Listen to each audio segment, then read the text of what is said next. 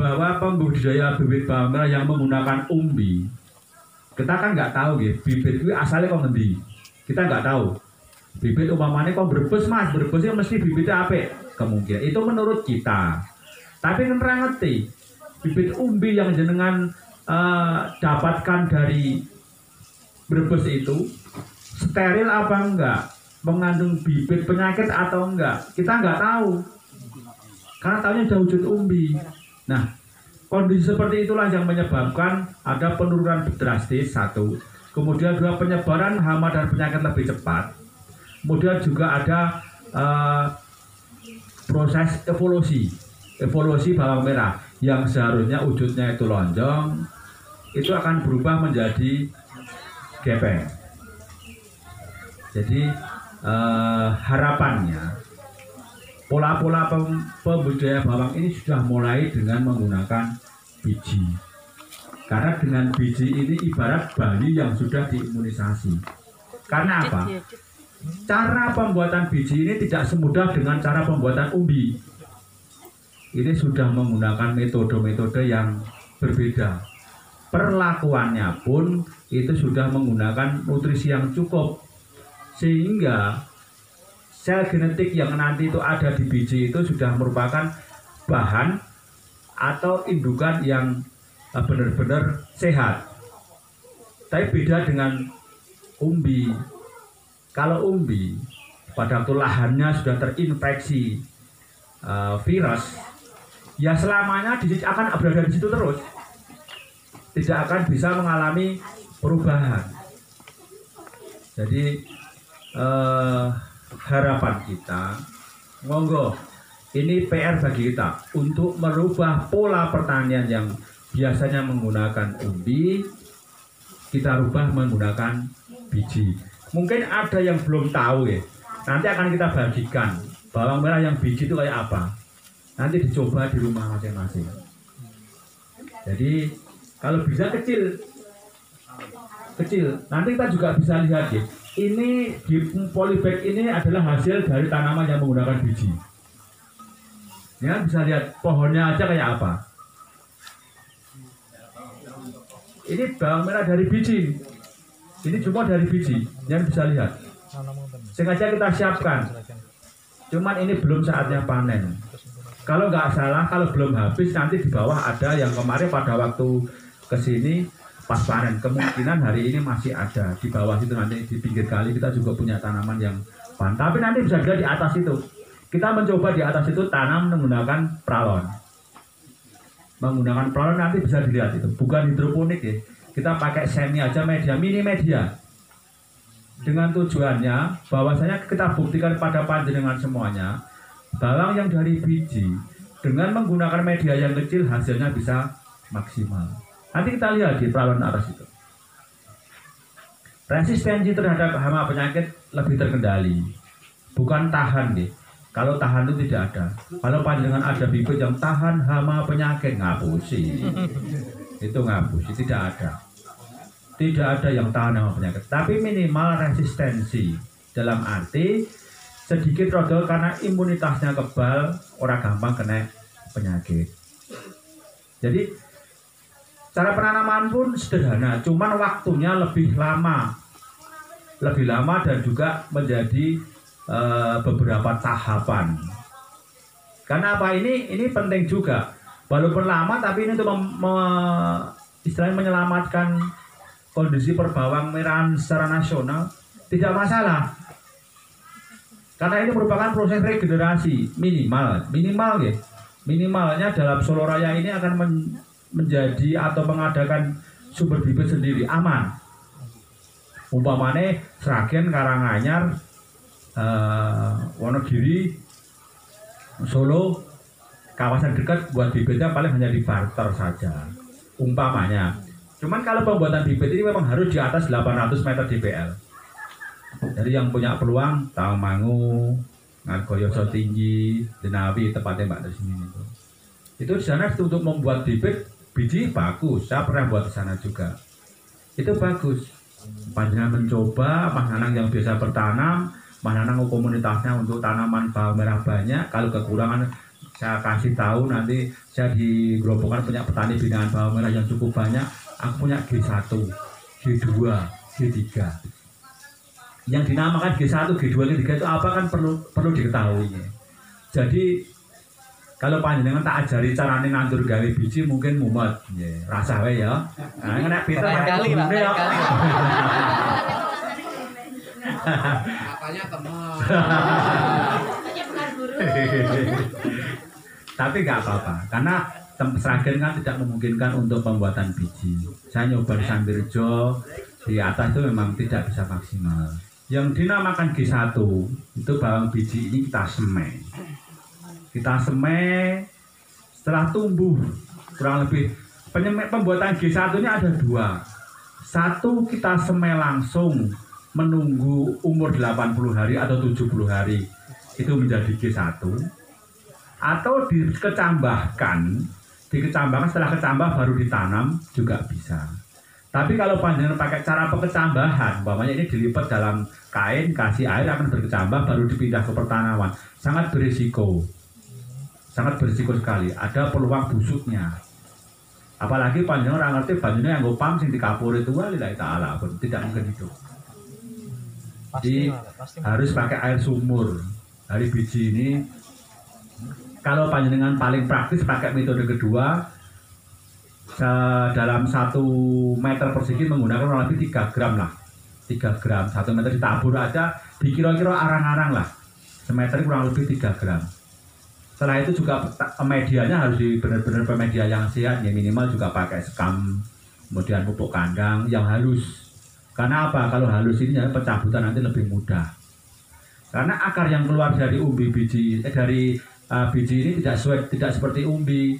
Nek umbi kuwi begitu tukul oyote dikek nggon watu wis tukul tetap mampu melapukkan, mampu menembus sela-sela batuan. Tapi kalau dari biji enggak. Karena ini kan kembali ke filial 1 ya, kembali ke F1, jadi kembali ke semula. Perlakuan dari awal harus benar-benar terkawal. Tapi beda nanti kalau sudah menjadi G1, G2 tidak ada masalah. Karena kenapa kita menekankan untuk mencoba menggunakan bawang merah biji, karena ini potensi hasilnya sangat luar biasa. Bisa sampai 20 sampai 25 ton bisa. Satu itu kemudian biaya panjenengan sedikit. Pemupukannya dia karena menggunakan pupuk yang tidak terlalu banyak seperti bawang merah umbi. Serapannya berbeda. Jadi menggunakan pupuk sedikit aja hasilnya sudah maksimal. Karena memang bibit-bibitnya jaringannya murni tidak terinfeksi oleh penyakit ataupun virus-virus yang lain. Jadi setelah ini disemai, jarang 1 meteran, dibiarkan tumbuh, tapi juga harus dikawal, ya dikerodong. Ini memang harus pakai dikerodong, jangan sampai kena air hujan langsung. Setelah ditunggu umur 70 hari atau 80 hari, ini yang tidak usah pakai kecambah aja. Ini kan kalau pakai kecambah nanti risiko, ditabur merata aja. Baru dicabuti. Setelah 7 bulan dicabut ini menjadi G1. Ini G1 belum bisa beranak, si majer. Karena baru tumbuh membentuk calon umbinya. Paling umbinya kecil sekali, kayak penolrek itu. Itu masih G1. Nah, setelah G1 ini panjangan gantang, dipanen digantang minimal 1 bulan atau mungkin 2 bulan. Baru ditanam lagi, ditanam menjadi G2. Nah, G2 ini setelah dengan gantang 2 bulan ditanam lagi G2 ini bisa keluar umbinya paling hanya 2 biji 3 biji. Akik manake orang oke. Jale orang adaptasi ya. Anaknya sidik-sidik masih ngerti program keluarga berencana. Tapi nanti kalau sudah G2 menjadi G3 sama prosesnya, dari G2 dipanen, dibiarkan digantang lagi dengan tanam itu menjadi G3, anak kan sudah luar biasa. Bisa 4, bisa 5, bisa 6. Nanti kita lihat gitu di atas itu. Di atas itu hanya menggunakan media lubang peralon saja bisa 5, bisa 6.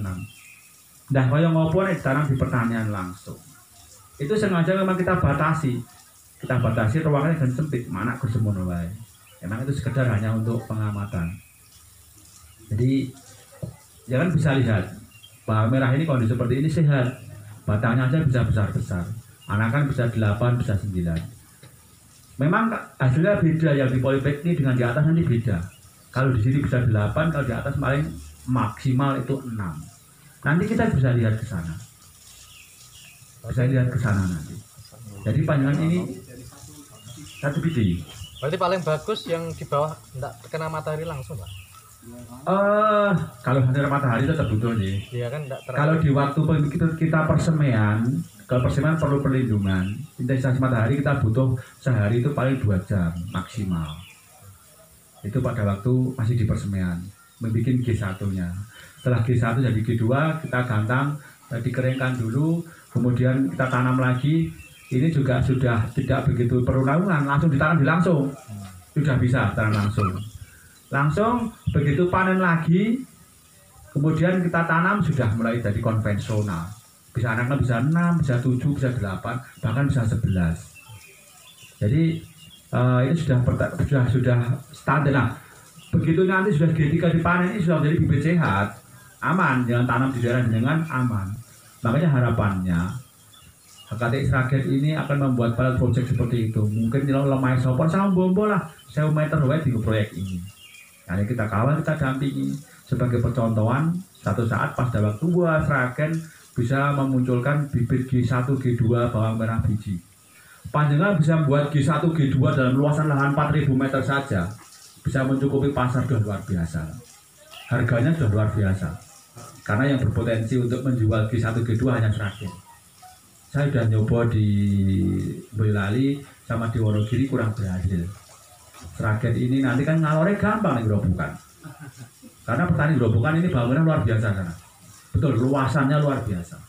Dan sana yang membuat G1, G2 cuma satu tok di Sragen paling timur. Padahal gerobokan paling selatan juga banyak yang mulai menanam. Jadi kemudian setelah menjadi G1, G2 itu kita tanam otomatis, tapi juga tidak terlepas ya, monggo Mbak Indah. Di dalam berbudidaya tanaman pasti tetap kita memperhatikan segala aspek mengenai kesehatan tanahnya. Jadi tanahnya harus benar-benar dibikin sehat. Pemupukan ya tetap perlu ya, minimal pupuk organiknya harus semakin banyak. Karena segala permasalahan hama dan penyakit ini munculnya bukan dari siapa-siapa, tapi juga dari diri kita sendiri. Karena petani sudah begitu mengabaikan penggunaan pupuk organik. Sekarang banyak menggunakan pupuk kimia.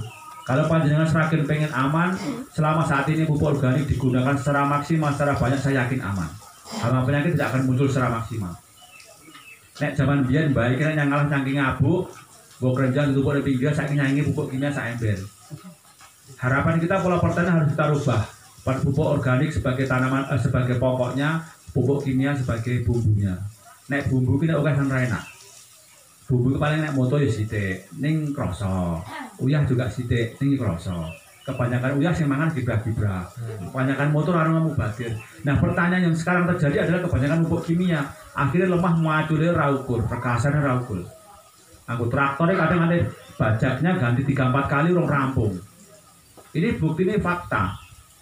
Itu baru tanahnya, belum hasilnya. Nanti hasilnya kita lihat. Rata-rata beras yang berada di pasaran sudah banyak mengandung residu. Ya, jadi untuk kembali ke bawang merahnya, kalau itu nanti sudah ditanam menjadi G3 dari Sragen Surabaya sudah punya bibit cadangan, punya G3 semuanya, bisa disertifikatkan ke BPSP atas nama Pemuda HKTI Sragen. Oh, luar biasa. Nanti saya bantu untuk sertifikasinya, karena kita sering menjadi konsultan untuk BPSP, itu sertifikasi bibit di BPSP Tegalkondo. Kita bantu nggak apa-apa. Belum ada Mas Nanang yang bikin seperti itu. Begitu jenengan buat, saya yakin akan menjadi sumber pendapatan bagi HKTI Sragen. Kita dampingi, tidak ada masalah. Tidak perlu biaya, hanya merubah pola sedikit, tapi peluang emas. Karena potensi hasilnya pasti tinggi. Satu, resistensi hama penyakit itu rendah, otomatis petani seneng. Ki bibit kau ngendi? Sragen, ditandur gampang urip, siji. Pupuknya sederhana, kemudian hasilnya maksimal, panennya juga lebih cepat. Jangan bisa bikin merek sendiri, tidak ada masalah. G2 HKTI Sragen, pemuda HKTI jangan, tidak masalah. Otomatis dengan sudah punya situ, jadi pemuda HKTI sudah punya kantong-kantong. Oh, ada sumber pendapatan minimal dalam 3 bulan saya kirim 4 ton saja. Masing-masing rumah, apa mau tidak ada gudang nitip di rumahnya siapa, menamu 5 kintal, menamu 5 kintal digantung di teras, tidak ada masalah. Begitu ada yang butuh langsung diangkut, sudah luar biasa.